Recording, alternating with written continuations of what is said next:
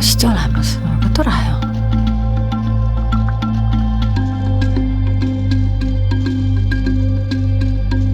Nii, mis kullerteenus? Enne kui kauba ära lubad, veendu, et ostja on päris inimene. Pane tähele, kas info, mida ostja küsib, on müügitehinguks vajalik. Kui ta soovib kasutada kullerteenust, siis vaata, et see käiks läbi kullerfirma ametliku aadressi ja nii, nagu teenust tegelikult osutatakse.